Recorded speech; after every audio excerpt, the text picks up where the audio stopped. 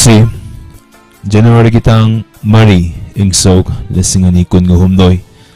Yim sa kasi namila sila Daman TV channel gi akan narotorom mo na Wednesday special na Abon ni ngumbam na mayam pa na magpo Ikok no na krum zari taram na okshari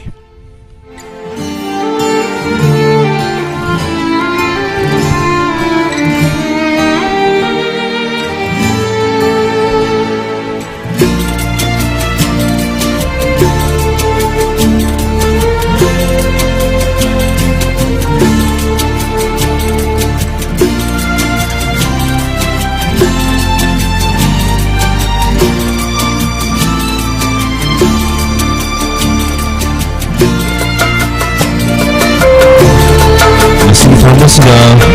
yang kita magpa kami sa libo from Masay Wednesday special Taro masih masat tiya sini Adom na Ito i-screen na ang libo phone number sila Kung daw bilat laga Adong di Uhang Kasal uhang Hanggang piraga Uhang mahang bilaan ni Nagalap sa talibili ba Ngayon ko limang nalap sa kikutang na kumbahan na tana ba Adong nang makagi program ni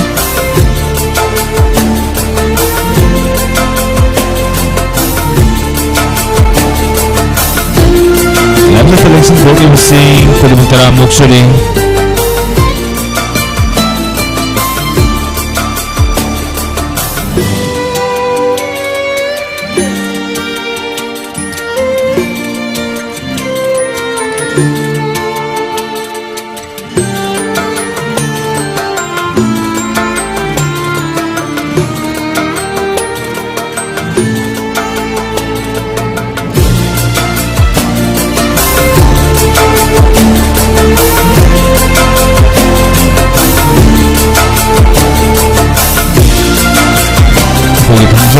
phone number D 7005707-808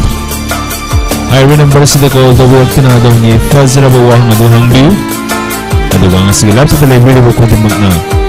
kumbahan mo na singyam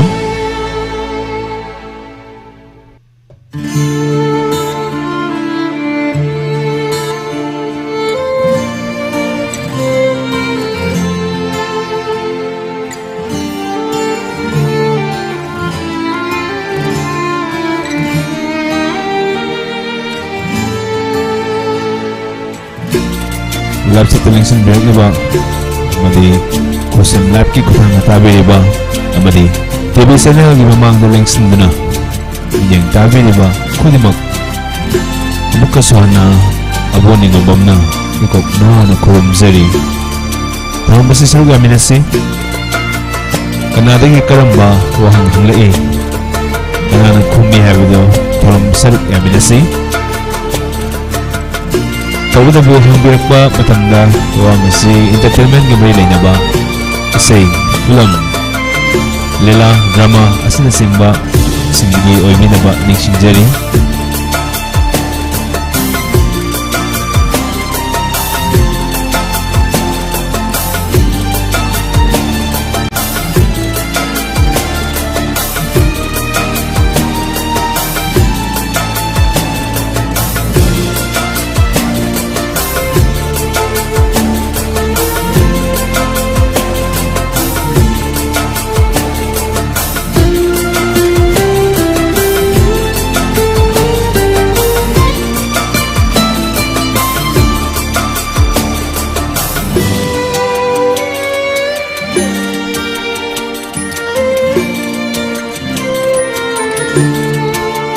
Yan ba matang sa daling siyang break niwa ang silap sa tiputang ba library basing kaya magtaram luxury damin TV na sa luxury ba program ko di magsi hello mayam laminari ba ko di magkini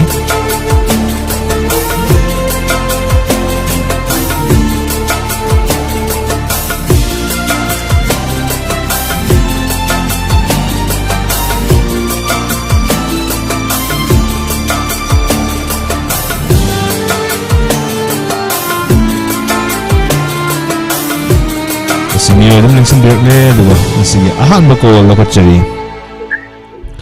Hello. Hello. Isay man tayo ay nada. Ngasi se isay kan bagi namit nate. Wahang hang na bagi namit ne. Ngari pandawali. Ngasay su pag ningi world da phone da wilang badumali. Thorum sing sesum ahan ba yawa oi basing na dum khangphat ta bahai tare. Aduna manam oiraga kari namit no Wednesday da na kari tawi dagi adugumba sing se khang da bana manam oiraga call torpa sing sina adumaina hairapani kholapani haidana mayam se khandok na si khangjada bagini haiba tare ko to idana sum saruk yarakpa oitaraga di soidana khangakani ana ikoi khadi mak loina mak khangaga hairaga poglakpa kana amata yawba nate masigi tabang sa tilliba khudimak si porokpadagi khang hairaga porokpadi amata yawdamanina koina sum tambaga kholaga hairapung aktani aduna caller singna nauna call tawbilak pasingna khangdaba yawbada ikoi puna sabak minabagi matamada lominasi Lasa talangsing break libasing taramok siri tiyan matamisa talangsing break libasing aduga laksa si Miri dia doki matik yame aduga chat di message samta udaba yana zay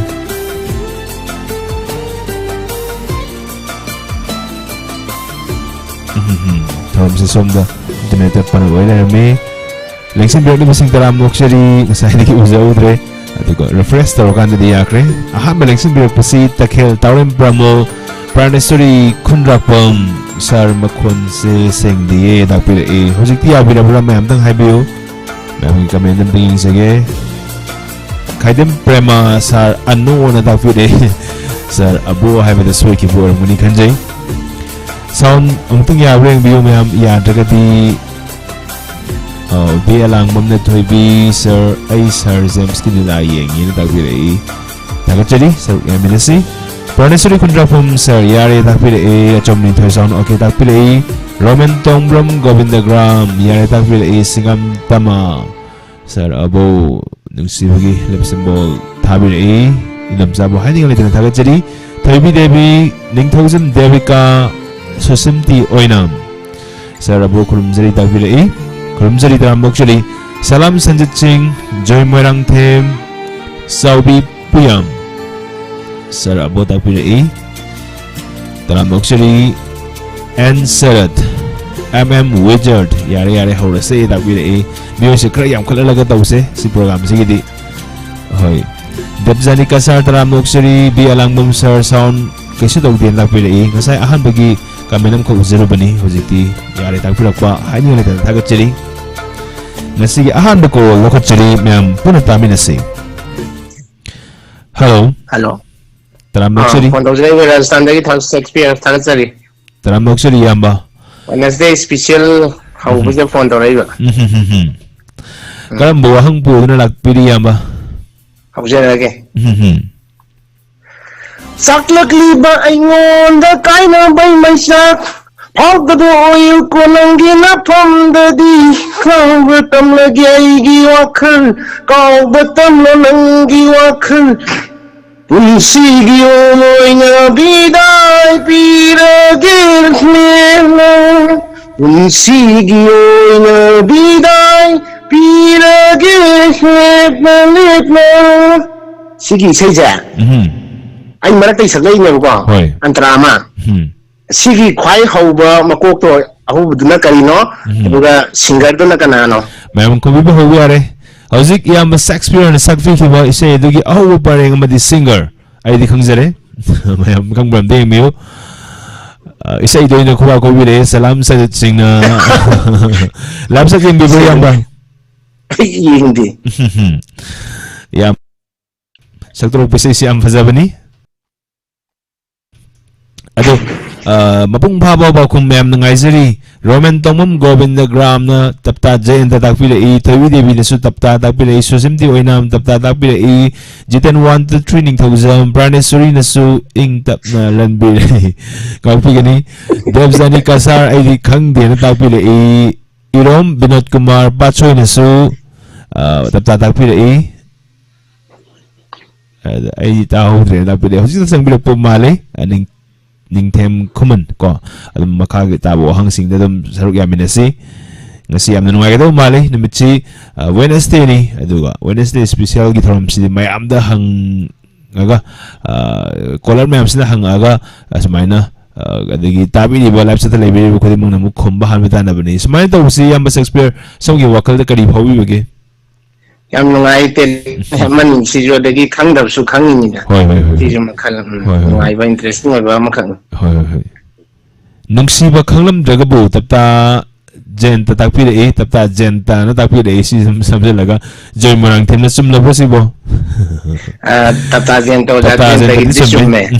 isai ho bo isai ho du di nale nungsi ba khanglam daga bu yam haibi re amata sum Tawai makni khalam binangu oiruro tobudo Hozik pa asumum da yaude oza tapta ga si sei khara zului adagi sei se makal se mem yam banina mem da khang ba da wa soi da oirang ni khanjai tharum saruk ya birakli ba yam ba Shakespeare yam da lu bo hang ama mayam da yam lu na thok bo hang ma hang bek gi haning ai da thagat cheri yam ba bo Tagachari asini kuni sandok chari program ai koina tawzari bo khodi makta mayam na support to biu mayam na live chat yaw bi begini koina left na sandok chaba ngamise do kanam ta na yaw to mikop wera gadi koi karm sandok pangam gani aduni amaga mateng pang na ba ko gi season na rudra ba singni na racing bo hena season hange have gi wakalon na sandok chabani sum function to the ba hakjang da yaw ba singli nauri oiro masal oiro adugumba sim am yauri ni aduna wakal khan bangam bagi sakti ga se koi yam toina sizina ba adagi lulu ba kesta wahang sim am hangjak ba adagi thabak te amasu tawri ba si matam sida sizina bangam da ba wakal gi sumaina aksangi part mayam lay ni sida koi siguma wahang singje hangjelaga mayam si khangibra adagi khangdabra adagi brain mathau phasana tawribra gana sumbada su kana ba adagi khangjelo bada su kana bo wahang akteni mayam na hangbira isi isai madi nungai na tathokraba aduga isai si masigi ahubana kaino adagi kanana sakpano kanana ibano kanana surpan bano ga si ek khanghu da su dum yawi ne ba adu mayam do khangmin hausi habigi pandam da sanok sebani kudum puthaga chari aten ma matam se lengsan directly bo khudimak si hiding ale tana thaga chari aduga yamba Shakespeare gi ahan bagi wahang si thawai haidana jatapta zaindana sakpi ki visay dugi marak ni haitare chakhalagli ba ingon da kaina bagi mai chak fauda bu oyu nangi na famdadi kana yam bhazaba artasi maxi yam khallena ikuna tajai wajasi mangon da hek firakpa making adigi masana oza masana dum izaraga masana dum sur panjaraga saksabu su mayam yawi Tagachari call to Birtuna Saruk Yabiramba. Lengson Biriba Singh, Wahang Pazabazava Poduna, Equigi Tamzari phone number 7005-707-808, highway number Sita call to Birtuna. Puna Kamina Hobugi, Tanza the Lominasi. Housing Lengson Biriba Singh, Mutum Langlembi, Bembem Kontozam, Tobi Devi, Debjani Kasar, Kudi Muktaram Okshari. Yang besar Shakespeare Ziki call to bilang betul lain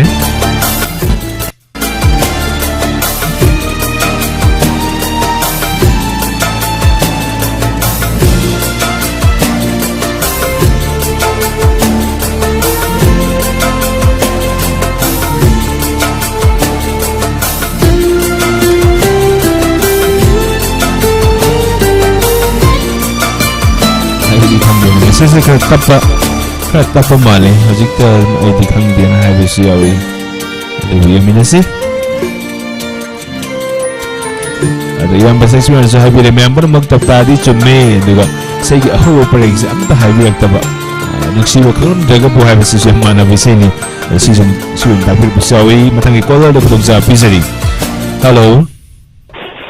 Hello, good afternoon, sir. Good afternoon, talam nuksari ming lefam hai besi. Sabai pun terjadi sih. Kawan nama pembaca di Lingkeng Common.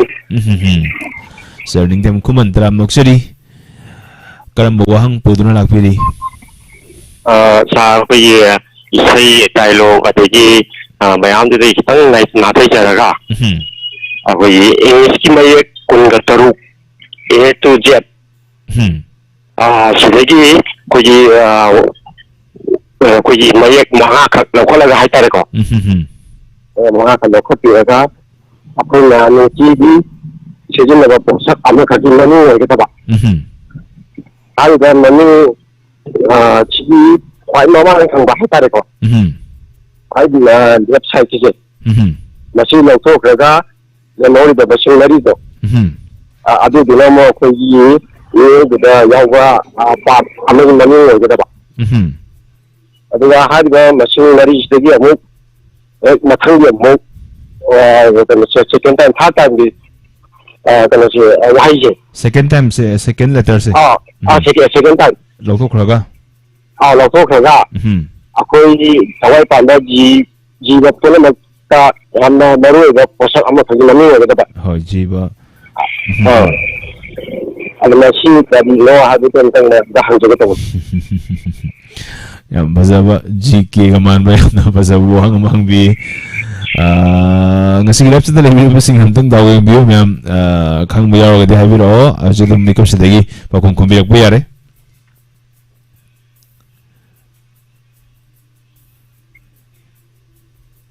question se amuk tanga ko ngawre na tapire amuk tanga hang bio matapire ga di taga akoi si letter na yakun ga taru asidagi mala ka khangatiraga koi wat ama sendio ba ay amtang hanjage ko mala ka tan koi letter abcd alphabet 26 lay silagi alphabet letter se taruk manga lokot piraba lokot piraga wahai sina kari heba makaya hebio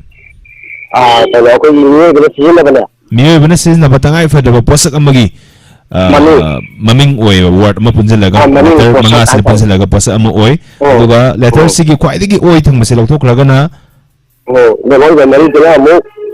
ko yi akoi ni da yawa part ama khajin manu ga ba part amagi akoi miyo be yawa tem tangai fa da part amagi oy re aduga kwai digi ani su ani mu loktok gitar de left room digi thak pa ani loktok raga ahum ne mo basi mu akoi thawai pa ji da yan na maru ba posak ama oy ga ba thawai pan ba ji basing da kwai digi maru ba mam oy ba ma'am hobi be yare double is ko di yade ko doubling se be हम Apple है जो double P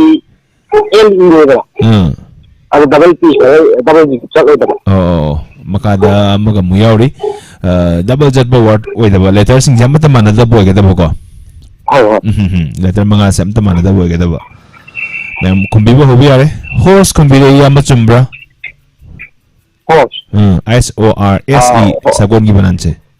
horse ko ni ga na disi do I shilo to ga na mo ga O R S E do adu na mo kari do lo sim kumak pani adagi ani sabada memem kan thau jamna share mu khumbi re share se odo male memem kan thau jamgi share hai an arundayanti nasu share ni na tapir adagi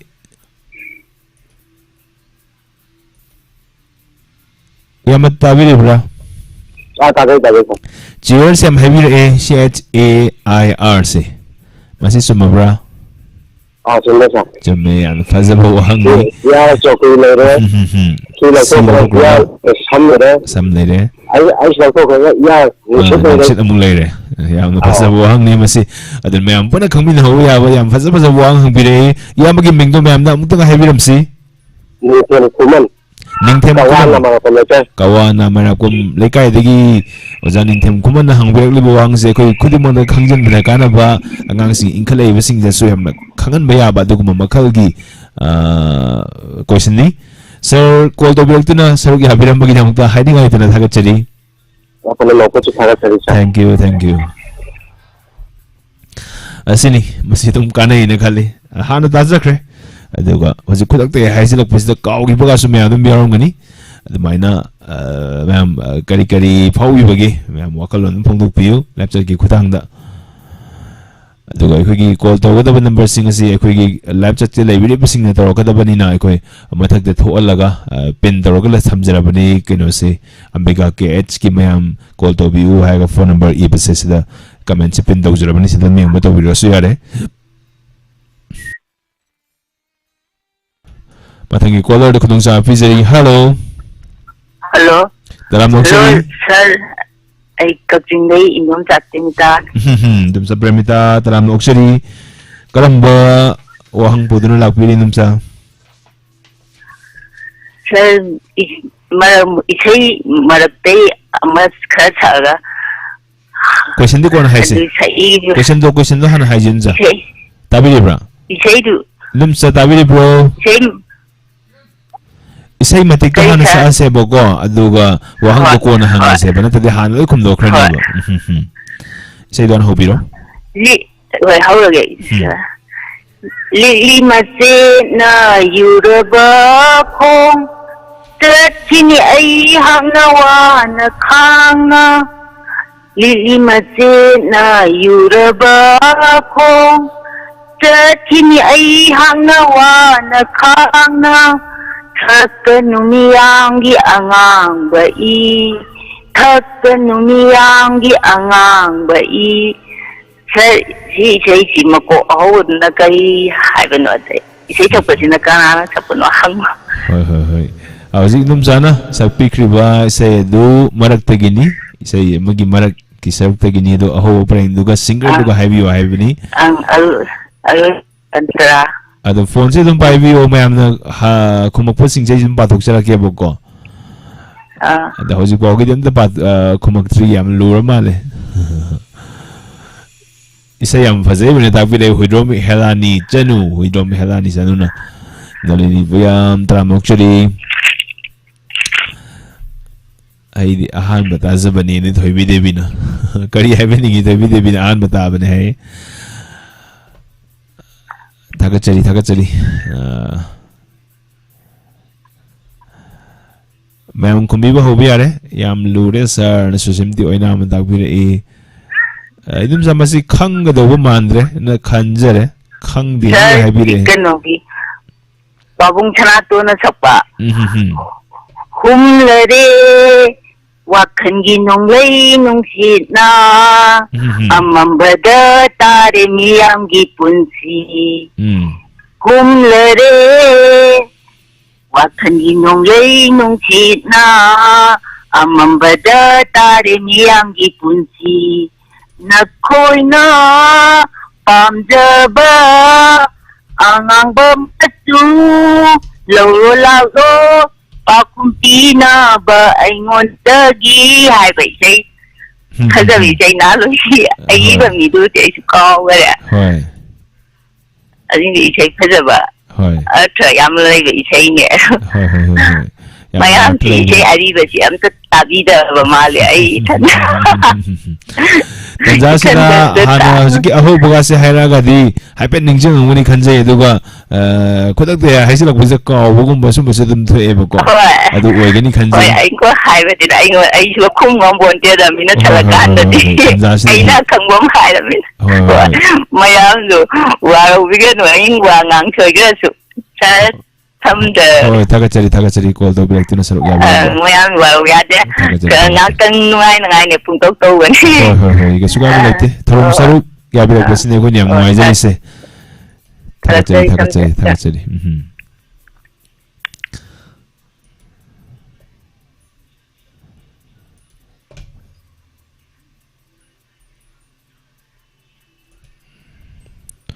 Screen the Wuhanjare phone number 7005707808 High number si the call do bilog na Thorom Saruk Yaviu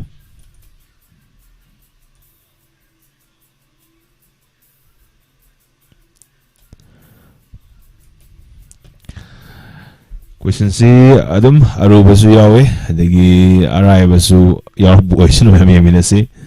caller kudung sa bizari hello Taram Noksari, Mingley from Habisi. Oh, Kano, Indira Aribam, awang bogai dagi hoi awang bogai ima ko jage ima karamba wahang puduna lakpiri ai jo sina aham bane ai biton hangai ni pho tauba duga sum thang da ba hoi ado ngasi sum aina sum amakha sum tau jage to ba hangbiro ai sei wing tau ge bunga ko ko thodok na hai ja ba na te obvious sei matiam dang sak la chu nang na sachiba lambi ki hidayda letu na yeng khawi aina nang tu nang na sachiba lambi ki hidayda tumimma letu na yeng jeki nang tu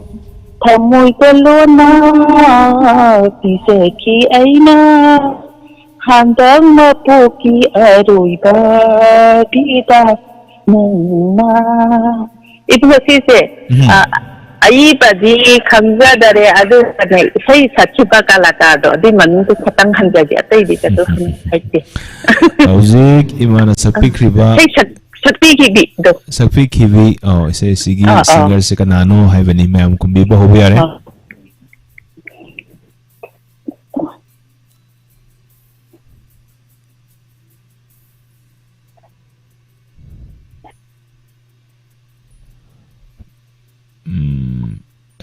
license में मता फिर ए ma'am ताबे ब्रा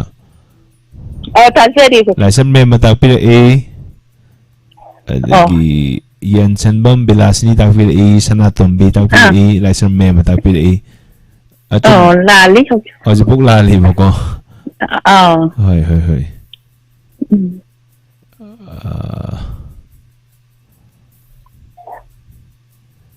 Yang nu gol mai tak pil e sisulam da. Natte lali du sini asem bimula tak pil e. Natte kharali ra bai sai ni. Nandum sasila tak pil e. Sumra di kham di sare. At Roma nalini puyam tak pil e. Natte puyam na. Yang nu gol mai mu tak pil e masila le na tak sare hai pil e. Tapi dia bila su langlen. Lang lên tao nó quá rồi khăng tập ngắt từng ngày này hay rồi bị mua lại mà hay bị đấy làm mắm giờ mua nào hay bị đấy xem bị mua lại hay bị đấy 좀 바쁘다고 그래서 보기 오이나 이마 강동만 하도 하도 비로 강이냐시 얌 kana tao mà khang ari be sai ni ma si pak kita ram ne ai na su ba si isai je ma ku pi khang ga ma mai bi khang dra ba ai na su thi ri ne ba abe kana tao de kai no ne ari bam sama saki ari ba ni hauji ka mi sakki dra ba ni ta na wai sim sama ga isai se ma sum mata ba ba di dum thauram ba hoi hojina kaya tana kidraba adum ma singer magi ya yam thagat sari ai dum he khang ba si da ta hai bang khang da ba thagat sari ibu mo thagat sari masini adum ima hoina na hawai matam sum taramba de na hawai diam foramba hoji tv kaya tana kidraba adum na ba isai mani matangi caller khudung sa bisari hello Ram Nokchiri good afternoon sabo good afternoon mingle pam habisi ma'am kang na ba ai gi bilamai ba ai ngasi di am lai ba isai ma mayam de lut khangal lagi ado wahang hangdring da question da hangzoge icheda sabo hangbi ahambada bila habisi mingse lot lo risikari gi oideno sabo smai to bune ai si tan haija ke to mayam da mayam so ai si gi youtube ha mani bibi mai bam khuman na le bane bu ko ai youtube account da ichanu ke gi youtube mai account hang bi bane baina hoi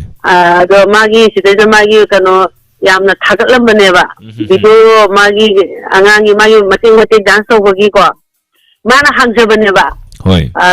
Mana YouTube to ay YouTube kay chupay pay de bay de ayamana. Ang gara mana to ga mi yamna kano saga to ga kano yang YouTube ki kay YouTube hang hai tare. Hoi. Adela I sum YouTube say no karo pa ko ga sa gi expect ay je. Mara mag kay taga bane ba. Adu ta bri nuai ni ki ta gi bane ba. Adu no karo live no one live thing ru ba de ni live changu bane ba. Adu mai maming ID de ina uthok ta ma di ma sa YouTube hang jagi bani na mana. Adu ma lai sitam bani na ina phone je pa hangi da bane ba. Corona manung da to gi bane ba. Adu mi ID to song thok ta ba du fake de ID de live changu ma tam du ming do bibi mai ko khuman na dum lai gi ba du da. Hoi. On thok pa je. Har mai ta gi ba ina lot ki ba di na te ba se. mayam na su ije baby mayam hai matam da ai se baby ko de bila ko bani ga na hai su hai bi rakhi de matam ko hai gi si yawe oh hai gi si yawe ko hoi ti khang mane ai gi ming je bila ko we si de ai isa na pi ge ne na lai ta ta budi hai gi ba lai ko ada lain sa oi na khang ka mai khang gi na ga mai ba de nim ta khang gi bane ba ada si wari dai na lot ki ba de lai te ba adu mayam na sum ahmad baby ha mani bila hai ze kamai to non sum hang mu su yawe ko adu plub khaw ho se ai na hang jabani adu ko salam da la se ta chari ai na do bibi mai bum je yam si da ai bila on thoki ba ai on da ya haina ba pok ta ba ko sum hai ma de gi bila on thoki ba ko je hek ba da bibi ya ka ru su mi yawe ko adu ne so wai sai ya kano sai ma sakka ge ma te ma yam lai ba sai single yam line khang ni da ai ma yam le khang la ge to wa ai ho ra ge matam yam no wa ima phau lai sa dria nangi ai gi wari di singin tarani yare yoro atopa amathiro yare lepo ware lepo atopa amayengo kibate kidang sai yam la sai makoksi la hai biro adu singer diga yam la ni da se sigi aho pareng du ga singer ga mabung phaba pa khum ngai jari mabung phaba pa khum ngai jari ado ko amam khak khum bila kanu ma'am ya ma Shakespeare hi gre ning to sum devika da mana ona da pile do ma'am hai ga ning dinate ilom le bika su da mana da pile athoi su da ki hang bi ki bani athoi sura sam da mana da pile ambika su da mana da pile thoi ba devi ta manau hai bi duga sorry senzam hai bi pusa nga pi ga ni la le duga bi alang bom na khum nang do mali tam hai duga motum lang bi na manau su i ban nang do mali m iraga na o na i bi tarak yan bi ta manau hai bi senzam do mali ma aha ta aho bagi me so hai bagi bani jame sai aho bugi lan dum tang ai biar launa leina badi tali tamana ona amarji khuman na khombi launa leina badi tali tamana semsa sonia na hana khombi le me semsa sonia na hanma mali me semsa sonia na launa leina badi tali yang ba Shakespeare so hare me lapsa dim bi bro ai gan so jam khak pai ti ri hoi ta yan bi sin tali koi di ge yung ban yung kay ban be wadi di ta bu sai lawi kai ba ko to me dai singa du to me ko lai to me to tai da rai ba hangena hoi ya ma Shakespeare yan hal mali long no nya badi tali na ta pi ta manau wi ga ta ga chari thank you mala rai ba hanguni buna khangmi na ba ya ba ngasai di khangdi hai ba sida che masi madi khangal lage haidana mayam gi da khalaga hangjarak pani thaga chari adu sumna pa kom bibire ki basing sing khai merang ki sumna pa kom bibire ki thaga chari yam sumna pa kom bibire ki ba khodi mak taram no oksari thaga chari matangi caller da khudong sa bijari hello good afternoon taram oksari mingle pam habisi yeah pumpe joy marang kene sa yeah putigi joy marang lapsat yo bi basi odira Oi, mani, sir. Taram Noksiri, Iyamba Oidura, Iyamba Oidabu Mali. Say 42, 43 to sir. Iyamba, Kojurage, Iyamba, Grambo Hang Pudun Luxury, Lapiri. Say Matia Matang Saksage, do one after again. How will you see? Nungsidara Gasiki Ahimse Mualam Dai Sajitaba Sinarakle Ina Tumlone Mati से सकता है क्या वहाँ लग सकते हैं वहाँ से हम लाइन के निकलने से ये सकता है वैसे तो लीला हम करते कि लोग कैसे सही मतीन ने तो लीला तो कि मम्मी अदुगा लीला अदुगु साथी के बाद वो अल्लाह तो कि मम्मी ये तो हम कैसा हाउसिंग में मतलब भी क्रिबा इसे मदेक अदु करम लीला दगी नो अदुगु लीला अदुगी साने भी रिबो लीला अदुगी दोन लीला अदुगी पार्टी दो कई ममिंग नो है बनी पाकुम अनिमक अवहंग अनिने हंगिसे अदु मयाम अनिमक Chumna cumbia pushing misery सेमसा Sonia ने निंगोल चाको बताओ भी रही अदुगा क्या बुमरंग थे तराम बुक्चरी निंगोल चाको बा सना लाइपाक नासम आर्टिस्ट एसोसिएशन ने बताओ भी रही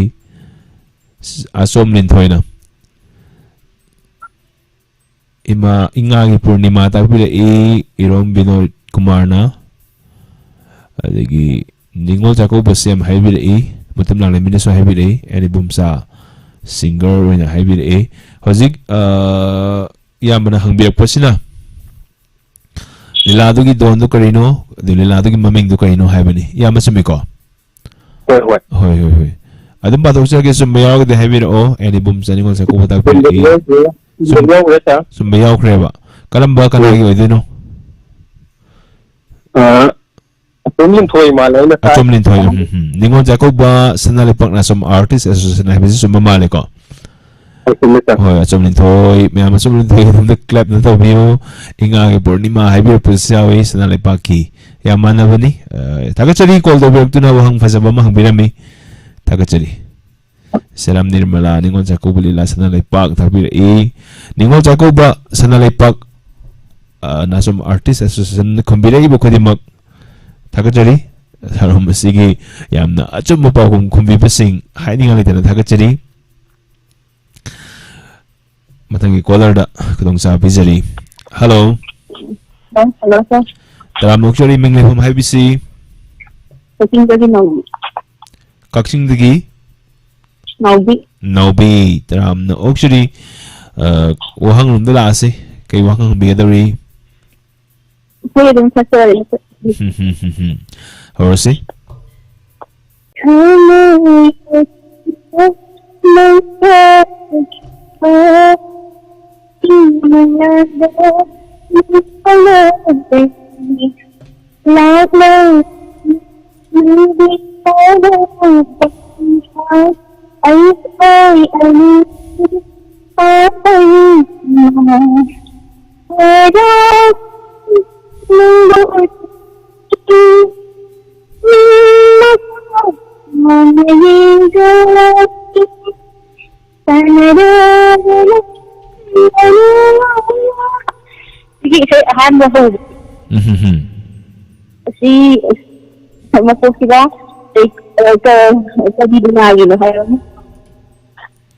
Hauski tabi kriba isai dogi aho parenga kay lilano haibako lilano minduga haibi una haibani mayam kumbi ba hobo yare mayek se patpatal yana hay do isai amutang sa pibiya bro yeah ke sa tayo horse Thama ta manjara chiba Manando mangpalaran Laglan sili ano basangkar Ay ko'y anhin tayong ama Karakayamang putlari Uling nakawalang nayindarani Anararanan pandarumala Sige. Yan fazana kudol da meme lilagi sai ne buko. Ma'am am da kumaktre ingagi purnima sa malay bang hay musiyawe kaidem premana. Masimo kombir atay di tapang khangde pipatalle haybo khangde yawe. At aro bagi di ma'am na adam tabiram ni khanjay kombirak pasi sanagi nga lila na haybiri yamba Shakespeare na. Jumbayaraw da haybo ko. Ha. Sorry ba. Dr. Yarma na tabi Dr. Yarma. How's it hangbi with film gi haybo nila gi haybo? Film gi haybo ni. Kano to isay ahan day magkukto ka. Oo. Ma'am silila haybo na kara masut Cinema haygi ba? Cinema haygi ba? Oh, cinema haybo da lila haybo man na lila na hayjakre. Smaina thagat chali sarog yabiram bagi. Film gi oina de chu taza kre du lila da di taza da badu da mane khanja da ro bani thagat chali sarog yabiram ya tu na piyo thagat chali cinema da lila ma da lila nga ta khombi de ina su lila hai ki ba male mathangi caller de khudung ja bizari hello good afternoon dawo taram nok chiri chingkhai moirang oi ai sina mama ka tu chingkhai moirang Dabo question da dum naksarage yam sang na matan logjar wege ko ka horose isai mati em salage marakagi aduga isai sig mari le bang jage Nakin pera jani bidam ko nang di thamoy andai bini Dabo silo sinjage isai se kanana singer kanano aduga isai sige aho poga adagi film maming duga aidu ya mas experiencing kai hi na dagwile si chana na so hi dagwile pa kulum da ma la piro hojik tabi kribe se dugi singer ne aho pareng ne Gangrani Kolkata taram nokshari Dabo film ga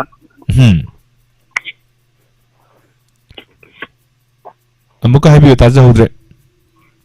isai dugi singer duga aduga isai dugi aho parenga isai film duga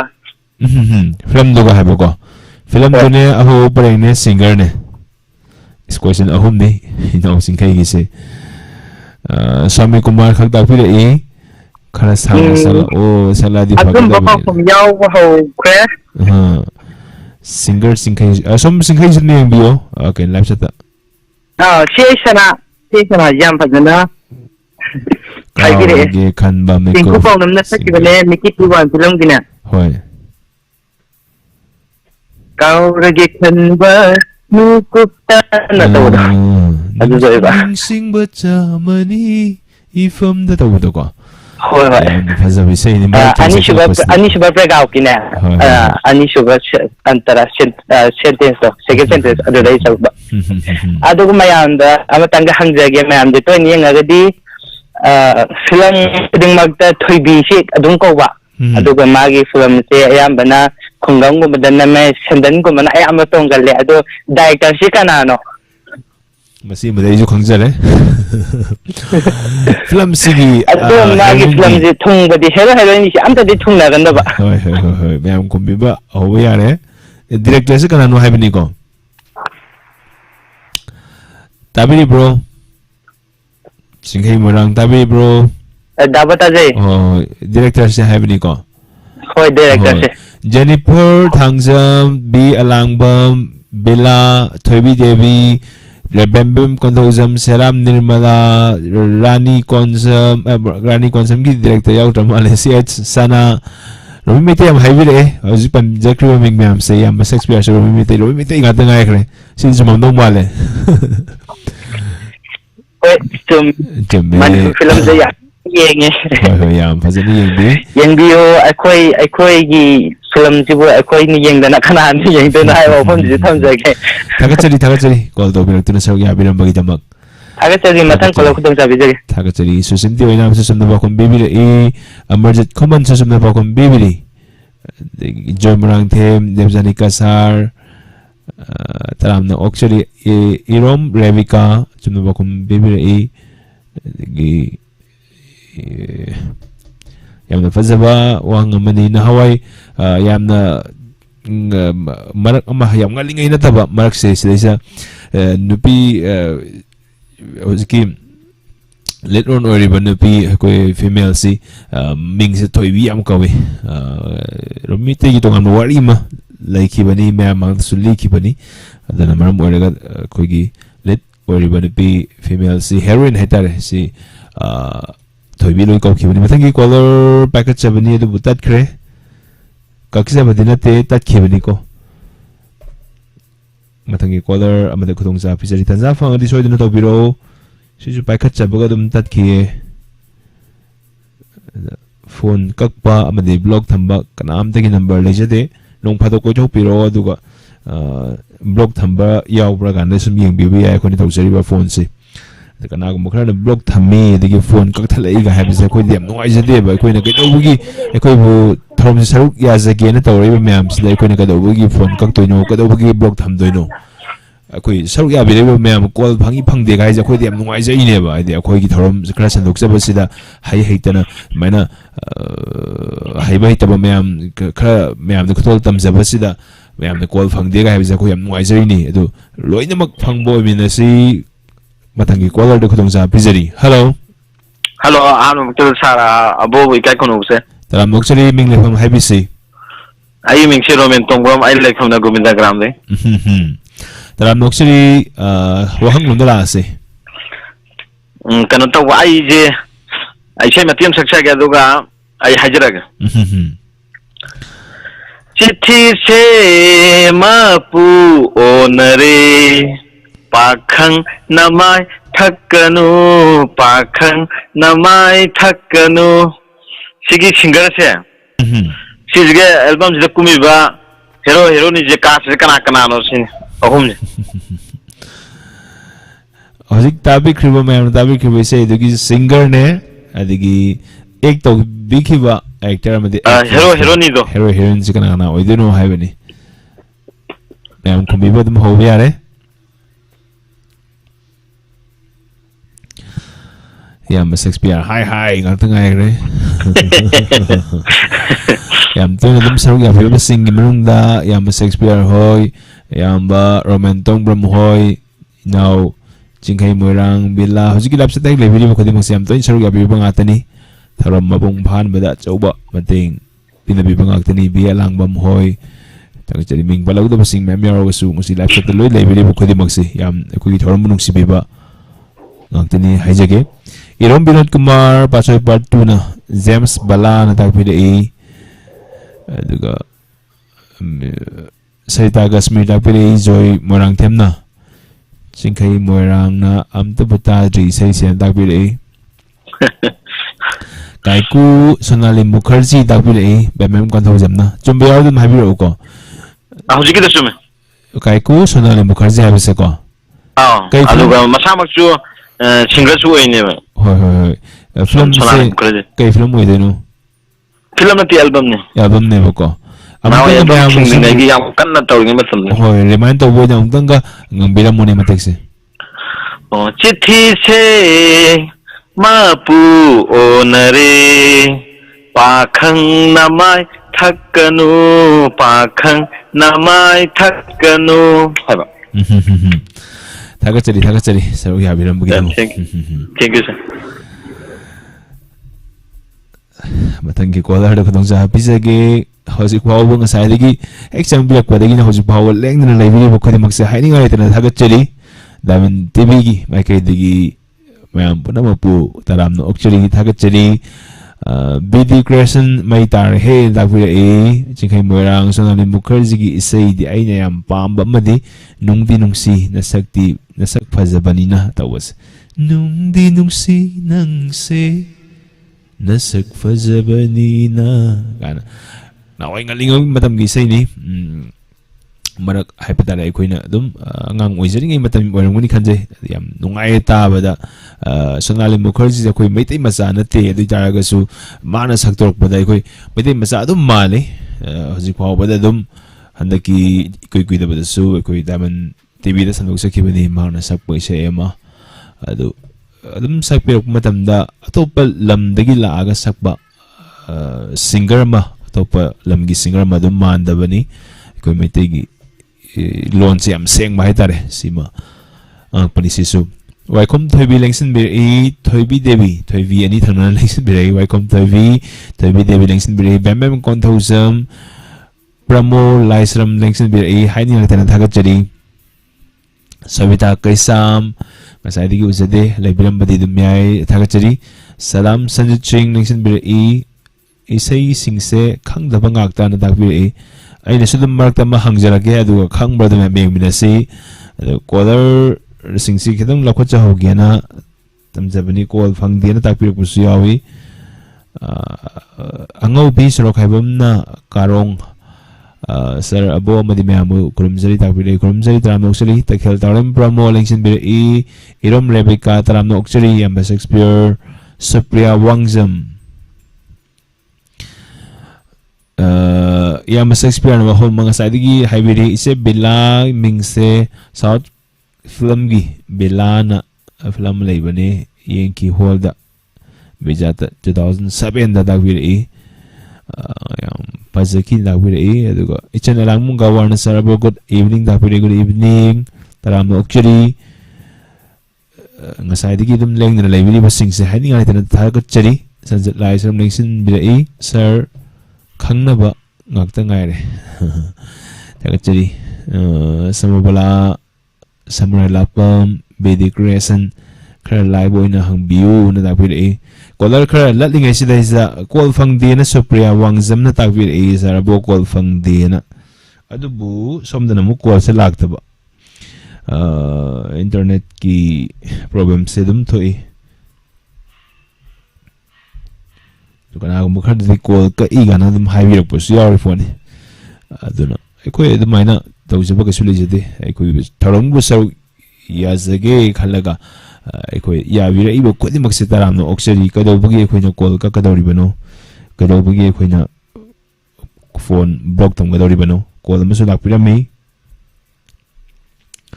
lenthoi hebum gopi call to bira me adum amuka to biu hek la paga pakhache ge hek to boga ka khibana hale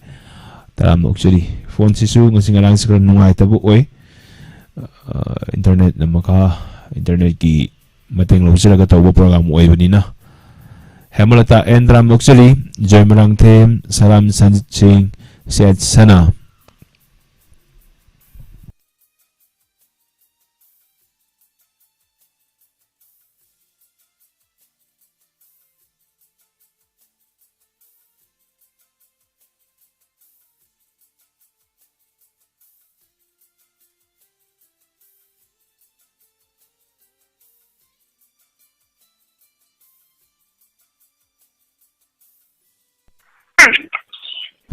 hello No. taram oxeri minglai from IBC Kasada Devjani ni sir.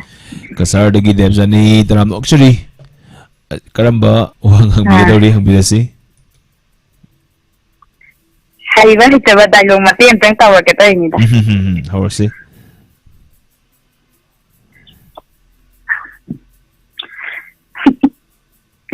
Karigi saksadri do. Ina purei da sakse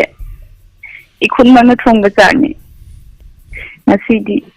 sakse jaraga nangi firet do amuto hondok piu. Nang exact yang point sila ko ngamali. Nasi ina purei da sakse jaraga lawiba firet do amuto hondok piu. Jaya sa. wahang la asi Asi kala mo film no eto iba ani hero ni do kana no. hauji tabi kriba dialogue mate adugi act tawkhibadu kana kana no aduga film mami na karino na haibani ma'am khumbi ba hobe yare Praneshwari Kundrakbom Thabatun Takbiri aduga Susmita Takbiri actor Mawali Singkai Moirang Thabatun 1 Susmita Kaiku na Takbiri bilang Thabatun Kaiku ga Susmita ga na bilang mo sa Takbiri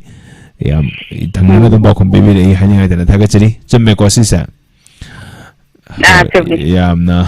khangani da dum dam na hit oi bas film ni da thagachari ngasi sumna ba khumbi ba loi na chumme anam bana ngasi di ziki wahang se ko tayai ma ga na pi thagachari call to break na saruk ya biram bagi damak thank you sir thagachari babli nong Thabatun 2 Susmita Kaiku na Takbiri Thabatun 1 gi oram gada mali 1 oram gada mali wala tura isu confirm oidra mathangi caller khudong sa pizari hello taram noksari ming from habisi janam santok pagi disi ming do muka habiyo janam santok pagi disi baby habko sanam santok tagi baby taram noksari karam wahang hangbigadori kitang hauna hangbisi arina hangjaga tabadi kanu ime ipo mati amtang tawjara keba itu ipom do mami to kari mona hangjaga tawba ipom se episode na bidar da matek leibani maming amam loi thon mani adu dialogue mate ma tawrke na takfiri aduga ipom du gi matek tu gi maming dom dang high view high bani ko hoi hobirasi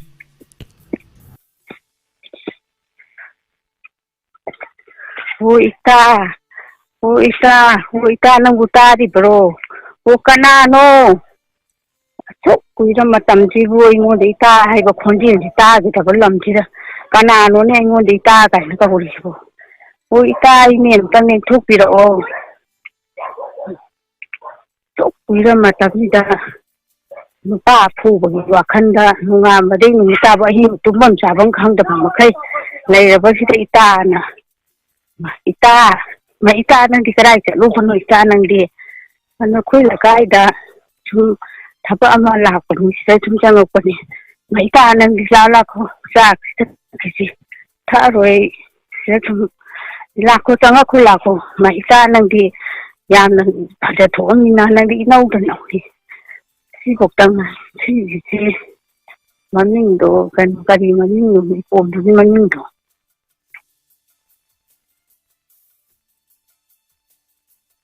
hojik tabi kriba matek tugi maming numtang habiyo ma'am yam Shakespeare na ipom yai takbir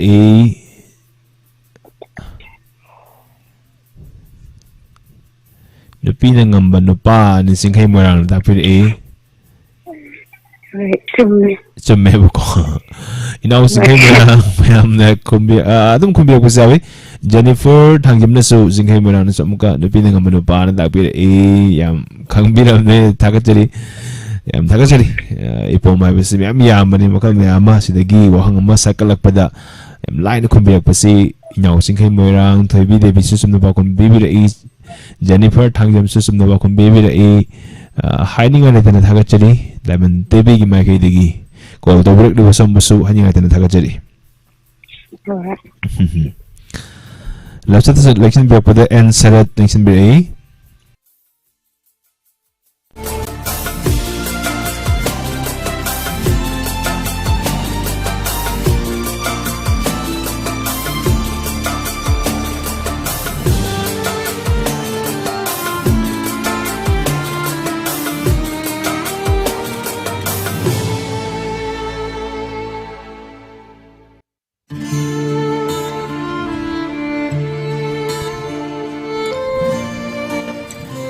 nung next break pusing hamulata en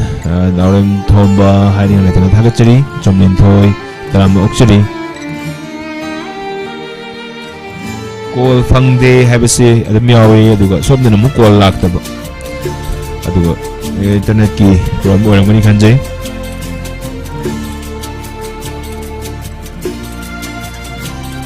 Taram actually sa bagay kunazing tapos yes na mga call khara lalingay sila wahang masum hangzawge.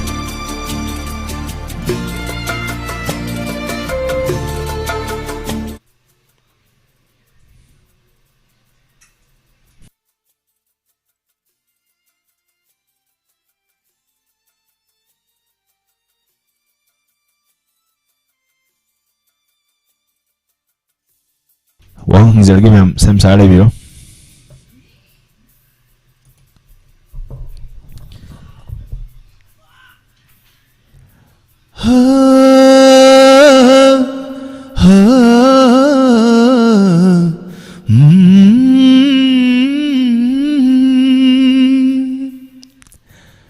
Hojik mati matabi itu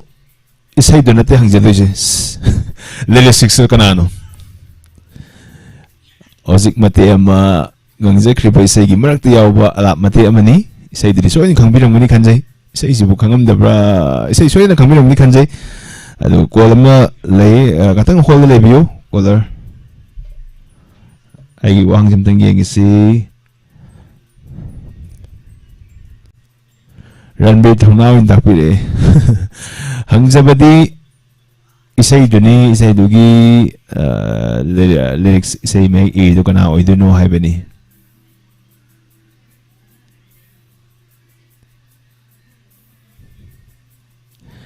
music habanate isai dugi ai ba haibani khangte da ya da we mem khangnaba lyrics ni anu ba hek thulaga dum aduga adum mayamna yam line khangbikiba adugumnaba lyrics amani sarapoidi khangdi dakbi urban chum dakbi busawi singer hangbanate music hangbanate aduga ai ba hangjabani mayam khangdrena khanjrage isai didi khangbirabro mayam isai didi soi khangbiramani urban yam haibire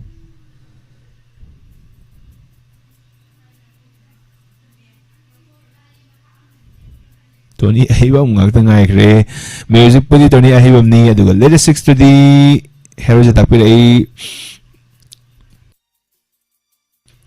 Sangita Nong isai duna honong damba hairi isai duni album le amna faw kiba matam amagi hojik pawda dum amna dabiri isai honong damba haibidagi maraki alamate amani ngjari badu dunga sai color ma koino hol tawraga leire sipai ka chari hello कृपया line पर बने रहें hello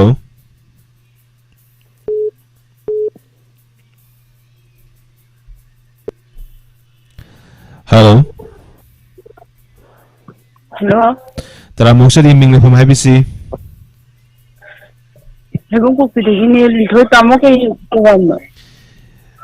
Linthoy si Thorom Saruk he yabida bro program sa kaino na yam toy ni hangbiba.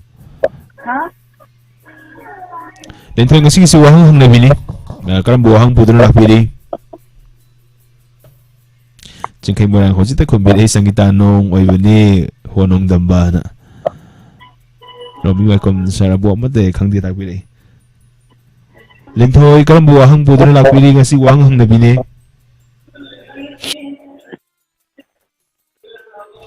Hello, tabi ni bro. Yuko Vincent.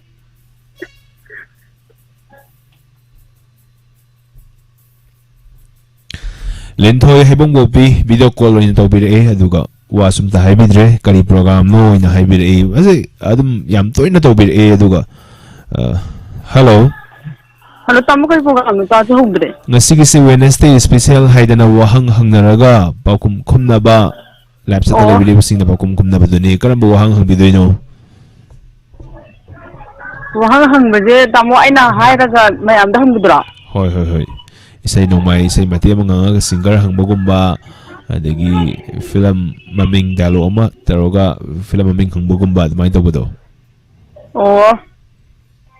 ꯑꯗꯨꯗꯤ ꯀꯔꯝꯕ ꯇꯧꯅꯤ ꯍꯩꯕꯣꯡ ꯄꯣꯛꯄꯤꯗꯒꯤ ꯂꯤꯟꯊꯣꯏ ꯇꯔꯥꯝꯅ ꯑꯣꯛꯆꯔꯤ ꯑꯗꯨꯒ ꯊꯧꯔꯝꯁꯤꯡꯁꯦ ꯗꯥꯏꯃꯟ ꯇꯤꯚꯤꯅ ꯁꯟꯗꯣꯛꯆꯔꯤꯕ ꯍꯞꯇꯥ ꯑꯃꯒꯤ ꯄ꯭ꯔꯣꯒ꯭ꯔꯥꯝꯁꯤꯡꯁꯦ ꯁꯤꯟꯐꯥ ꯑꯃꯇꯪ ꯄꯨꯊꯣꯛꯄꯤꯌꯨ ꯑꯗꯨꯒ ꯌꯨꯇ꯭ꯌꯨꯕꯇ ꯌꯦꯡꯉꯒ ꯁꯔꯨꯛ ꯌꯥꯕꯤꯔꯛꯎ ꯑꯗꯨꯒꯤ ꯃꯇꯝꯗꯨꯗ ꯁꯣꯏꯗꯅ ꯅꯨꯡꯉꯥꯏꯒꯅꯤ ꯀꯣꯜ ꯄꯥꯏꯈꯠꯂꯒ ꯀꯔꯤ ꯄ꯭ꯔꯣꯒ꯭ꯔꯥꯝꯅꯣ ꯍꯪꯕꯗꯨꯗꯤ ꯉꯁꯤꯒꯤ ꯂꯥꯏꯞ ꯆꯠꯇ ꯂꯩꯕꯤꯔꯤꯕꯁꯤꯡ ꯇꯤꯚꯤ ꯆꯦꯅꯦꯜꯒꯤ ꯃꯃꯥꯡꯗ ꯌꯦꯡꯉꯤꯕꯁꯤꯡ ꯈꯨꯠꯁꯦꯝ ꯂꯥꯏꯞ ꯇꯥꯔꯤꯕꯁꯤꯡꯅ ꯅꯨꯡꯉꯥꯏꯔꯝꯃꯣꯏꯕ ꯂꯤꯟꯊꯣꯏ ꯆꯅꯨꯅ ꯁꯨꯃꯥꯏꯅ ꯍꯪꯉꯛꯏꯁꯦ ꯀꯃꯥꯏꯅ ꯇꯧꯔꯤꯖꯥꯠꯅꯣ ꯂꯤꯟꯊꯣꯏ ꯍꯩꯕꯣꯡ ꯄꯣꯛꯄꯤꯅ ꯁꯨꯃꯥꯏꯅ ꯍꯪꯉꯛꯏꯁꯦ ꯀꯃꯥꯏꯅ ꯇꯧꯔꯤꯖꯥꯠꯅꯣ ꯍꯥꯏꯗꯅ ꯅꯨꯡꯉꯥꯏꯔꯝꯃꯣꯏꯕꯀꯣ ꯑꯗꯨꯅ ꯊꯧꯔꯝꯁꯦ ꯁꯤꯟꯐꯥ ꯑꯃꯇꯪ ꯄꯨꯊꯣꯛꯄꯤꯌꯨ ꯉꯁꯤꯗꯤ ꯇꯥꯃꯣ ꯍꯪꯕꯤꯔꯣ ꯏꯁꯩ ꯑꯃꯈꯛ ꯁꯛꯂꯛꯑꯒꯦ ꯑꯗꯨꯒ ꯐꯤꯂꯝꯗꯣ ꯍꯪꯉꯛꯑꯒꯦ ꯍꯪꯕꯤꯔꯣ ꯍꯩꯅꯩ ꯅꯨꯡꯁꯤꯕꯗꯤ ꯐꯣꯡꯉꯝꯗ ꯅꯠꯇꯦ ꯀꯔꯤꯕ ꯏꯁꯩ ꯅꯪꯅ ꯏꯅꯥꯛꯇ ꯂꯩꯔꯒ ꯑꯩꯒꯤ ꯊꯃꯣꯏꯅ ꯄꯦꯟꯖꯕ ꯈꯪꯉꯤ ꯑꯩꯅ ꯊꯃꯣꯏꯁꯤꯅ ꯅꯪꯕꯨ ꯅꯨꯡꯁꯤꯖꯩ ꯅꯪꯅ ꯆꯠꯈꯤꯕ ꯃꯥꯏꯀꯩꯗ ꯑꯩꯒꯤ ꯃꯤꯠꯌꯦꯡꯅ ꯇꯥꯟꯅꯔꯤꯕ ꯈꯪꯉꯤ ꯑꯩꯁꯨ ꯂꯥ ꯂꯥ ꯂꯥ ꯂꯥ ꯂꯥ ꯂꯥ ꯂꯥ ꯂꯥ ꯇꯥꯃꯣ ꯂꯣꯏꯔꯒꯦ ꯁꯤ ꯏꯁꯩꯁꯦ ꯐꯤꯂꯝ ꯃꯃꯤꯡꯗꯨꯒ ꯀꯨꯝꯃꯤꯕ ꯑꯅꯤꯗꯨꯒ ꯅꯠꯇꯦ ꯁꯛꯏꯕ ꯑꯅꯤꯗꯨꯒ ꯀꯅꯥꯅꯣꯗꯣ ꯍꯧꯖꯤꯛ ꯂꯤꯟꯊꯣꯏꯅ ꯍꯪꯕꯤꯈ꯭ꯔꯤꯕ ꯋꯥꯍꯪꯁꯤ ꯍꯧꯖꯤꯛ ꯁꯛꯈ꯭ꯔꯤꯕ ꯏꯁꯩ ꯑꯃ ꯃꯇꯦꯛ ꯑꯃ ꯁꯛꯄꯤꯔꯤꯗꯨꯒꯤ ꯁꯤꯡꯒꯔꯗꯨꯒ ꯐꯤꯂꯝ ꯃꯃꯤꯡꯗꯨꯒ ꯍꯪꯕꯅꯤꯀꯣ ꯃꯌꯥꯝ ꯈꯨꯝꯕꯤꯕ ꯍꯧꯕ ꯌꯥꯔꯦ ꯅꯤꯡꯁꯤꯡ ꯈꯨꯟ ꯇꯥꯛꯄꯤꯔꯛꯏ ꯂꯥꯜꯂꯦ ꯂꯥꯜꯂꯦꯕꯀꯣ ꯐꯤꯂꯝ ꯃꯃꯤꯡꯁꯤ ꯅꯤꯡꯁꯤꯡ ꯈꯨꯟ ꯇꯥꯛꯄꯤꯔꯛꯏ ꯄ꯭ꯔꯥꯅꯦꯁꯣꯔꯤ ꯈꯨꯟꯗꯥꯄꯝꯅ ꯑꯗꯨꯒ ꯂꯥꯜꯂꯦ ꯏꯁꯣꯔ ꯃꯥꯁꯨ ꯑꯉꯥꯎꯕꯅꯤ ꯅꯥꯎꯕꯣꯏꯅ ꯍꯥꯏꯕꯤꯔꯛꯏ ꯆꯤꯡꯈꯩ ꯃꯣꯏꯔꯥꯡꯅ ꯆꯨꯝꯃꯦ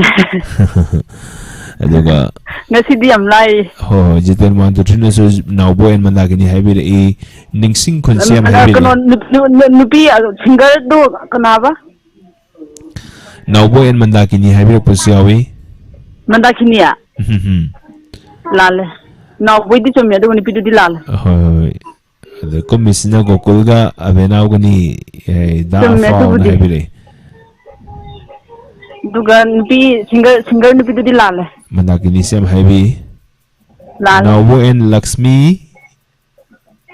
ꯆꯨꯝꯃꯦ ꯈꯨꯟꯗꯣꯟ ꯅꯥꯎꯕꯣꯏ ꯂꯛꯁꯃꯤ ꯆꯤꯡꯈꯩ ꯃꯣꯏꯔꯥꯡ ꯁꯟꯗꯣꯛꯄꯤꯔꯛꯏ ꯅꯥꯎꯕꯣꯏ ꯑꯃꯗꯤ ꯂꯛꯁꯃꯤ ꯈꯨꯟꯗꯣꯟꯅ ꯇꯥꯛꯄꯤꯔꯛꯏ ꯆꯨꯝꯃꯦ ꯊꯥꯒꯠꯆꯔꯤ ꯂꯦꯟꯊꯣꯏ ꯀꯣꯜ ꯇꯧꯕꯤꯔꯛꯇꯨꯅ ꯁꯔꯨꯛ ꯌꯥꯕꯤꯔꯛꯄ ꯑꯗꯨꯒ ꯑꯩꯈꯣꯏꯒꯤ ꯄ꯭ꯔꯣꯒ꯭ꯔꯥꯝꯁꯤꯡꯁꯤ ꯁꯨꯝ ꯁꯤꯟꯐꯥ ꯄꯨꯊꯣꯛꯄꯤꯌꯣ ꯁꯨꯝ ꯅꯨꯡꯇꯤꯒꯤ ꯁꯔꯨꯛ ꯌꯥꯕꯤꯔꯒꯗꯤꯀꯣ ꯌꯨꯇ꯭ꯌꯨꯕꯇ ꯁꯨꯝ ꯌꯥꯎꯕꯤꯔꯒꯗꯤ ꯉꯁꯥꯏ ꯑꯌꯨꯛ ꯇꯧꯔꯝꯒꯗ꯭ꯔꯥ ꯈꯟꯖꯔꯨꯕ ꯑꯩꯁꯦ ꯂꯥꯏꯐ ꯈꯨꯅꯤꯡ ꯄ꯭ꯔꯣꯒ꯭ꯔꯥꯝ ꯂꯥꯏꯅ ꯌꯥꯎꯖꯔꯛꯄꯅꯤꯗ ꯍꯣꯏ ꯑꯩꯈꯣꯏꯒꯤ ꯌꯨꯇ꯭ꯌꯨꯕꯇ ꯌꯦꯡꯕꯤꯔꯒꯗꯤ ꯃꯊꯛꯇ ꯋꯦꯅꯁꯗꯦ ꯁ꯭ꯄꯦꯁꯤꯌꯦꯜꯅ ꯆꯥꯎꯅ ꯊꯥꯔꯒ ꯑꯗꯨꯝ ꯂꯩꯖꯕꯅꯦ ꯌꯨꯇ꯭ꯌꯨꯕꯇ ꯌꯦꯡꯕꯤꯗꯕ꯭ꯔோ ꯈꯪꯉꯦ ꯅꯍꯥꯟꯃꯨꯛꯇꯁꯨ ꯌꯥꯎꯖꯈ꯭ꯔꯕꯅꯦ ꯍꯣꯏ ꯑꯗꯨ ꯀꯔꯤ ꯄ꯭ꯔꯣꯒ꯭ꯔꯥꯝꯅꯣꯅ ꯑꯃꯨꯛ ꯍꯪꯉꯛꯄꯁꯤꯗꯅꯤ ꯑꯩꯈꯣꯏꯅ ꯍꯥꯏꯖꯔꯤꯁꯦ ꯑꯩꯁꯦ ꯉꯁꯤ ꯄꯨꯔꯥ ꯅꯔꯚꯁ ꯑꯃ ꯆꯠꯈ꯭ꯔꯦꯕ ꯉꯁꯥꯏꯗꯩ ꯀꯣꯜ ꯐꯪꯗꯕꯗꯨꯗ ꯍꯣꯏ ꯊꯥꯒꯠꯆꯔꯤ ꯁꯔꯨꯛ ꯌꯥꯕꯤꯔꯝꯕꯒꯤꯗꯃꯛ ꯀꯣꯜꯗꯤ ꯐꯪꯉꯒ ꯇꯥꯃꯣ ꯀꯩꯅꯣꯝ ꯍꯥꯏꯍꯧꯒꯦ ꯍꯥꯏꯕꯤꯌꯨ ꯇꯝꯃꯨꯀꯥꯟꯗ ꯏꯆꯦ ꯅꯤꯔꯃꯂꯥꯒ ꯅ꯭ꯌꯨ ꯌꯔ ꯅꯨꯃꯤꯠꯇ ꯌꯥꯝ ꯁꯥꯎꯕꯗ ꯌꯥꯝ ꯄꯛꯏ ꯊꯥꯒꯠꯆꯔꯤ ꯇꯥꯃꯣ ꯀꯩꯅꯣ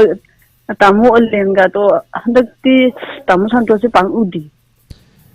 ꯇꯥꯃꯣ ꯁꯟꯇꯣꯁ ꯁꯥꯔ ꯁꯟꯇꯣꯁꯁꯨ ꯉꯁꯥꯏ ꯄꯨꯛꯅꯤꯡꯒꯤ ꯋꯥꯔꯣꯜ ꯇꯧꯕꯅꯦ ꯌꯥꯝ ꯇꯣꯏꯅ ꯎꯗꯦ ꯍꯥꯏꯁꯦ ꯄꯨꯛꯅꯤꯡꯒꯤ ꯋꯥꯔꯣꯜꯗ ꯉꯁꯤ ꯇꯧꯕꯅꯤ ꯃꯥꯅ ꯇꯥꯃꯣ ꯑꯣꯂꯦꯟꯒꯗꯣ ꯌꯥꯝ ꯄꯛꯑꯦ ꯃꯦꯀꯞꯀ ꯇꯧꯔꯒ ꯅꯨꯡꯁꯤꯕꯤꯕꯒꯤꯅꯤ ꯑꯗꯨꯅ ꯃꯌꯥꯝꯅ ꯅꯨꯡꯁꯤꯕꯤꯔꯤꯕ ꯃꯌꯥꯝꯁꯤꯒꯤꯗꯃꯛꯇ ꯈꯜꯂꯒ ꯑꯩꯈꯣꯏꯁꯨ ꯄ꯭ꯔꯣꯒ꯭ꯔꯥꯝ ꯈꯔ ꯁꯨꯝ ꯁꯟꯗꯣꯛꯆꯕꯅꯤ ꯑꯁꯣꯏ ꯑꯔꯥꯟ ꯈꯔ ꯈꯖꯤꯛ ꯌꯥꯎꯔꯒꯁꯨ ꯌꯦꯡꯕꯤꯔꯤꯕ ꯇꯥꯕꯤꯔꯤꯕ ꯈꯨꯗꯤꯡꯃꯛꯅ ꯉꯥꯛꯄꯤꯌꯨ ꯊꯥꯒꯠꯆꯔꯤ ꯀꯣꯜ ꯇꯧꯕꯤꯔꯛꯇꯨꯅ ꯁꯔꯨꯛ ꯌꯥꯕꯤꯔꯝꯕꯒꯤ ꯊꯥꯒꯠꯆꯔꯤ ꯊꯥꯒꯠꯆꯔꯤ ꯉꯥꯛꯇꯪꯒꯤ ꯔꯣꯜ ꯂꯧꯖꯈꯤꯕꯅꯤ ꯑꯗꯨꯅ ꯑꯁꯣꯏ ꯑꯔꯥꯟ ꯈꯔ ꯈꯖꯤꯛ ꯌꯥꯎꯔꯒꯁꯨ ꯑꯗꯨꯝ ꯉꯥꯛꯄꯤꯌꯨ ꯀꯣꯜꯗ ꯈꯨꯗꯣꯡꯆꯥꯕ ꯄꯤꯖꯔꯤ ꯍꯜꯂꯣ ꯍꯜꯂꯣ ꯁꯥꯔꯕꯨ ꯑꯃꯨꯛꯇꯗ ꯏꯀꯥꯏ ꯈꯨꯝꯅꯕ ꯎꯠꯆꯔꯤ ꯐꯣꯟ ꯇꯧꯖꯔꯛꯏꯁꯦ ꯀꯣꯡꯄꯥꯜꯗꯒꯤ ꯊꯥꯡꯖꯝ ꯅꯤꯔꯨꯄꯃꯥ ꯀꯧꯖꯩ ꯁꯥꯔ ꯇꯔꯥꯝ ꯅꯣꯛꯆꯔꯤ ꯃꯦꯝ ꯀꯔꯝꯕ ꯋꯥꯍꯪ ꯍꯪꯕꯤꯒꯗꯧꯔꯤ ꯑꯔꯤꯕ ꯏꯁꯩ ꯑꯃꯇ ꯁꯛꯆꯔꯛꯀꯦ ꯑꯗꯨꯒ ꯏꯁꯩꯗꯨꯒ ꯃꯔꯤ ꯂꯩꯅꯕ ꯋꯥꯍꯪ ꯑꯣꯏꯅ ꯍꯪꯖꯔꯒꯦ ꯍꯧꯖꯔꯒꯦ ꯁꯥꯔ ꯍꯧꯕꯤꯔꯣ ꯊꯃꯣꯏ ꯄꯣꯟꯒꯤ ꯆꯦꯛꯂꯥ ꯊꯃꯣꯏ ꯄꯣꯟꯒꯤ ꯆꯦꯛꯂꯥ ꯍꯜꯂꯛꯎꯅꯦ ꯀꯨꯝ khula halla khuli mundi hula khula nenong sibi halla khuli mundi sige ये कलाकार गोबरसों के सच्ची को कलाकार नट ओरिजिनल में सच्ची को कलाकार की आज ही जोड़ी हमसे हौजिकी से दुगी ओरिजिनल सिंगर से हाबी बनी को अरी बतम की ओरिजिनल सिंगर से कनानो हाईबनी मैं कुंभी बहु भी आ रहे सो सिमती बेबी सनसन हाईबी रही से नलामुम गवाना अदुरी नो बनी अरी बतम दना हाउस की बम से ले को होय बेबी सनसन हाईबी रखपसिंग में हमें यावी अरी बस सिंगर ने ना हाई लाइसरम में मन हाईबी रोमेन तमुम गोविंदग्राम ना नते ताकि ए बेबी सनसन से हम हाईबी रे ngakpi gani anobani adugo baby सनसन मुदि सखी बनी adugo ngalinge matam dam su saki adu kanano na haibani sana tombi ko bani na ताकि रे khangi mom joymati na नती Yanggol Golmay sa tapire Golmay Umoni Sandrakala Baby Sansan Yay School Gambini Sana Tobi Jume Karamba yes school ma Gambini yung ba ma Gambini do Yes school ma Gambini Hoy hoy Ibem saning thawzam ne mayam khang na drama mayam sida khang mu yaw birak ba hani ngai tele thagat chiri Jume ba ko bibi se kari haibininge 이름 다 양타그들이 뭐야나 상마다 누구들 하이나인다 한자만에 이름 다는 야나 라이더 컴퓨터에 이름 다 와니엘이는 타그들이 hoy thagat chiri call to birak tuna saruk ya biram bagi thagat chiri thank you Yes, kalau Gambini hai, itu memang baby sensen cuma hari saya sih sulan, memang di nanti wahang si tadring ada, sum han hang birak po orang mani kanjai, itu ga, nau nasak basin nanti baby sensen nanti sak pun itu ga, itu memang nasak film basini, kalau ada ketemu siapa jadi, hello, hello, hello sir, dalam muksuri ming hai pisi, sir, kami bandagi kita, kami bandagi, memang kita dalam muksuri. Wah, dah lapis sih. Sir, betul. Kami makta thagat cari, anu betul hina lapis sida, ana yaudana, kabar program kedima, nungai bah, hena pangsorok ko ujiu, na hajagi, aku ujiu, ana yaudana, nungai na tajer ko uji, nasi tang hajagi. Thank you, dalam muksuri. Uji lagi, uminasi. Wah, dah sih. Film ke, saya makirim salah ke, dua film aming do habiro. mayam na sa talaga po. Nga sige tabal se hai pangkang dapagay yung badi kaya da kuk ni huri hai ba ay bo hai tre say sila tamjarage. Wang lapiro? Chitang shoy gil.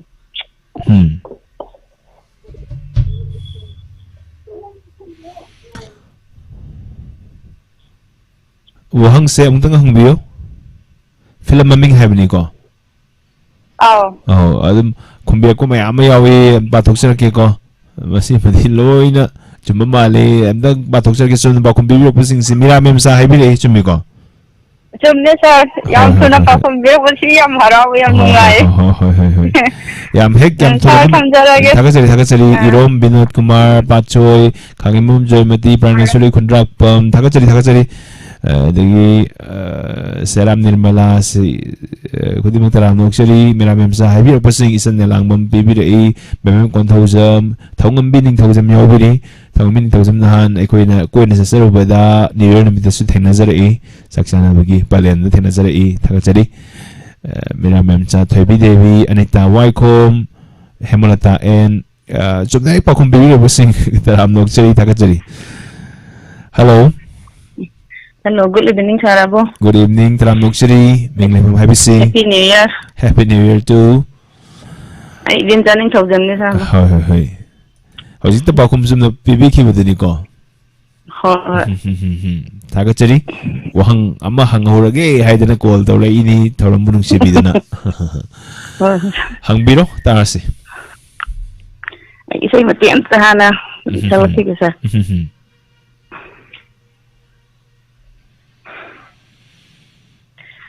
Nansino wari kaya pinaisahika muli Nansino wari kaya pinaisahika muli Nansino wari kaya pinaisahika muli Nansino wari kaya pinaisahika muli Wahang hanggara Isay sige ako ba andagi saysat pa ado hanggag nganda kumbibo hobi are isay sige singer ne adagi sumna hangbili se isay ako pareng duga mayam kumbibo hobi are khangdreda na bo han halai yengasi wagai hi butong duna haibirei bem kon thosam se ho pring sume aduga singer wali go say singer du hapir o iche bem sa mukta tadri na dakpirei thonga meaning thosam na bem zaning thosam aidi khang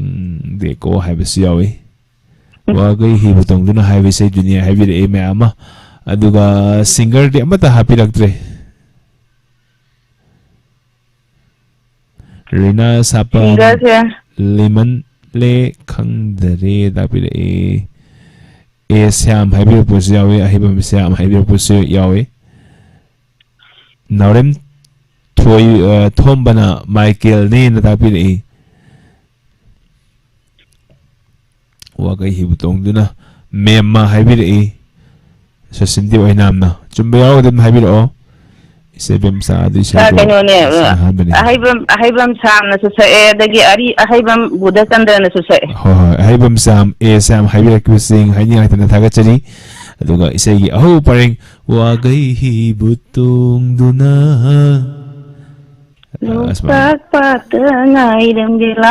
Loktak patangairam gelaw to isay duni amna fazakiba patama magi super hit oigiba dugum laba isay duni Tagachari call to work no hang fazaba mahang bilang bagi damang. Thank you. Minute kar kang aire adana mamadum wahang hang bining basing call to work bayare. Hello. Hello. Tara mokshari mingle from have you. Sai kamu palilipa di deteni ko. Mingga muka have you. Jiten ning thosam habi ni ko hoi jiten 1 to 3 ning thosam man lai besni ko takachri karam wahang pudin lakpiri sai so thamuk so mari ge taang ngam tang wahang tang hangjage na parin taraga sumdai rambani wahang amtang hangawrage haidana loisi loidore na call torpani wahang numdara ase kenu bi inspector te ai bi balong matiam tang to ke aduga episode tu kya no hangjage tawne hoi hangbiro balong si haigi hagde do adum paragi hoi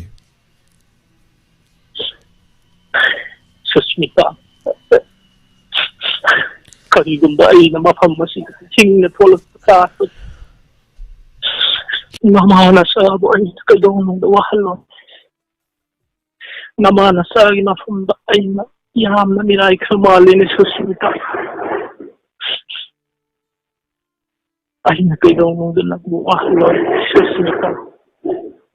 alo dere Hojik tabi kriba mate gata inspector daya ye karamba episode ta gino na hangbi bani kumbi ba hobe yare episode to gaya so ha episode kya so banu hai bani ko hang se hojik tabi kriba ya majete ning thosam na hangbi ri bo hang si hojik tabi kriba mate adu karamba episode ta gino inspector daya de gini hai bam de ha kre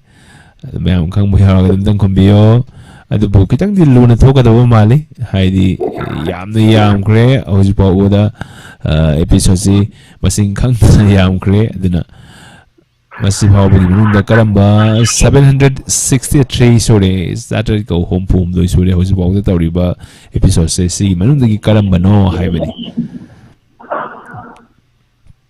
452 khumbe ningthem khumanna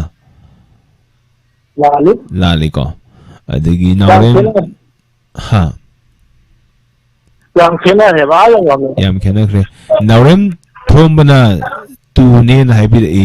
episode 2 ne na thoy nawrem thoybana thombana so haibir e Pranasuri Kunda Pona 642 haibir e 642 bi khara naxile sumdi sumdore hai Pranasuri Kunda pom naxile sumdra maksu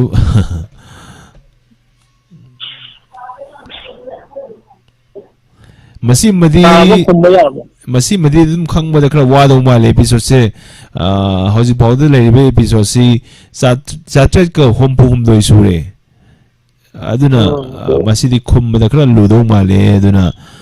sir siteni thojam adum khumbi ba yare satru ku yang khai mari haibu yawi aduga satruk yang khai mari satruk ne fu khum ba yawi satret ani khum ba yawi satret adu ai ne tha last time we go in Satrika oh is sumi jiten thousand masana dum kumle me Satrika subna ani masi chumani na pili thagachari call do bertuna sabu gabira mugidam thoramsi me hangam do bage live sata dum haibi rupiah gani dum gidum ta sandok sa program ni masina kamdona Satrika hompuga homdoi sobasida isda maratagi dialogue ama hairaga karamba episode tagi no haibasidi am luna thokada bawang oini kanjai sayam nungai da pilya somnin thoi hani ngai thana thagachari debjari kasar wawa yamna nungai da pilya indira aribam 618 hojita ta pilya loekre adoi ba khomkre je ten thousand masana khomkre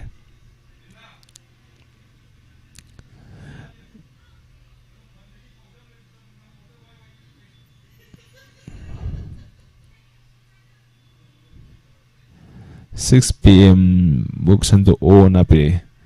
tharamsi leng na phammaga taw program oibani adigi makata ba program se mathang mayam leibani na amana aine he sondaru bada khara adu mathangi program sondaga dabani aduna mari makhai sapsana loisin jage tawsabani adu matam sadum loire aduna mayam khodimakbu ngasigi tharamsi saruk yabi kibasing adigi live sita yobri kibasing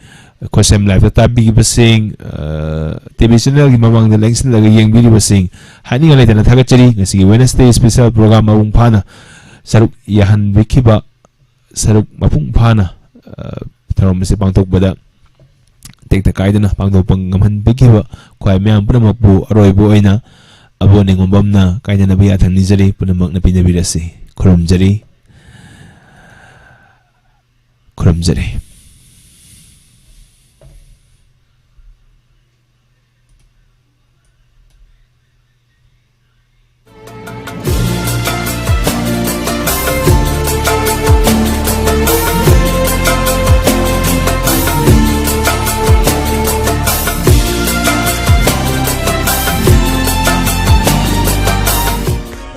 Jaba CBSE de affiliate tawraba Grace Cottage Academy Kakchingi pre nursery dagi class 9 fawgi academy session